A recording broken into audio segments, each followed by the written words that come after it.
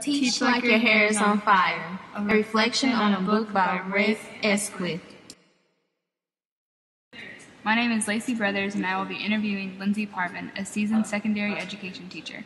Hello, my name is Shaniqua Washington, and I'm interviewing Brittany Collins Del Flacco, a seasoned elementary teacher.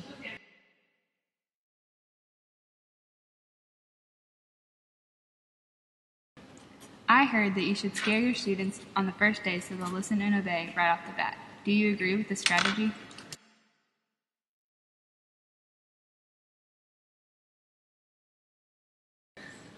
A lot of first-year teachers come into the classroom thinking that it's important to establish fear to have better control over classroom management. In a book that I've recently read, Teach Like Your Hair is on Fire, Rafe Esquith explains that after years of practice, teachers should replace fear with trust. He offers 4 things to do to establish trust.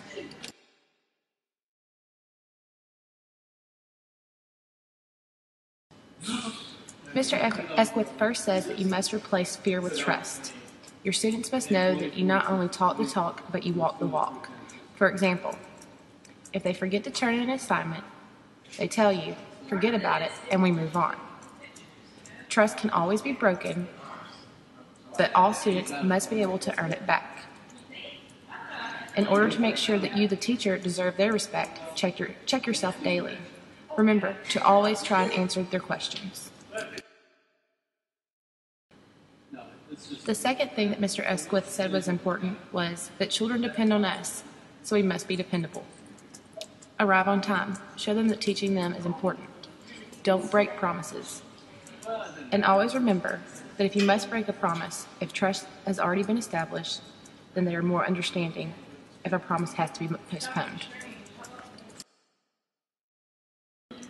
The third thing that Mr. Esquith said was key to establishing trust in the classroom is to make discipline logical. Make sure your punishment is just. No cruel and unusual punishment. Many students will ask themselves, can he rob the bank? Why am I going to jail? And they make no connection. Make your activity so exciting that the worst punishment for misbehaving during an activity be unbearable. If a child is misbehaving, take them out of the game, but let them back on the field when they play correctly.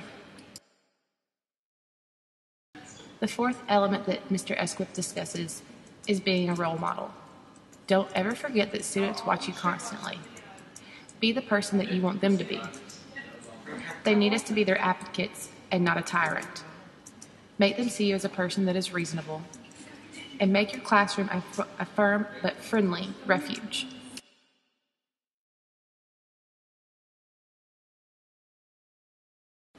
Most of my students behave for the wrong reasons.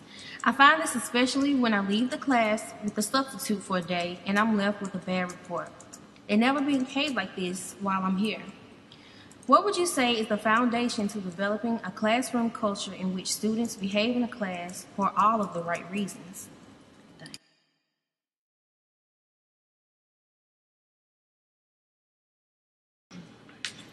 Let me start by saying that you are not alone in this concern. Many a teacher have returned to find that while they were absent, their classrooms became a zoo. Mr. Rafe Esquith addresses the same problem in Chapter 2 of his book, Teach Like Your Hair is on Fire. According to him, if teachers take time to develop a classroom culture in which students behave for the right reasons, this would dramatically decrease behavioral problems among their students in their absence.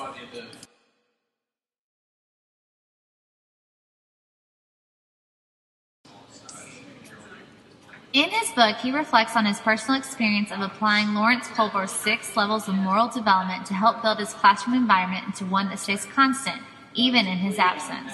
Once you've established trust, as stressed in Chapter 1, you can focus on training your students to become Level 6 moral thinkers. Most students are trained to be Level 1 thinkers when they enter into a formalized education system. They act in a certain way because of fear of getting in trouble, the first level. Sure, this will work with a few personality types, like poor little Susie who cries if you get onto her. But do we really want our students to rely on the very thing we are trying to eliminate? Fear is not the answer. Let's look at what the second level of moral development looks like. Students behaving positively for a reward. A lot of teachers rely on their students to think on this level. Think sticker charts. We all know teachers who rely solely on their sticker charts to encourage good behavior, right? That is fine and good for kindergarten, for example. But if this is the only way that we as teachers are challenging our students to think, then we are failing to prepare them to function properly as adults. When was the last time you encountered an adult who said that the reason why they didn't steal the candy bar in the checkout lane was because it meant that they wouldn't get a sticker on their sticker chart? What about the third level? The third level is behaving well because you want to please somebody. This makes me think of my 3-year-old daughter, Isabella. Isabella loves to make mommy happy. Eventually, as she gets older, I will have to train her to think on a higher level of moral thinking. I don't want her choosing her spouse, for example, just because it will make mommy and daddy happy.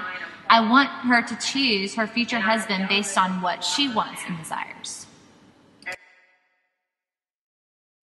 So let's continue on to the 4th level, following the rules.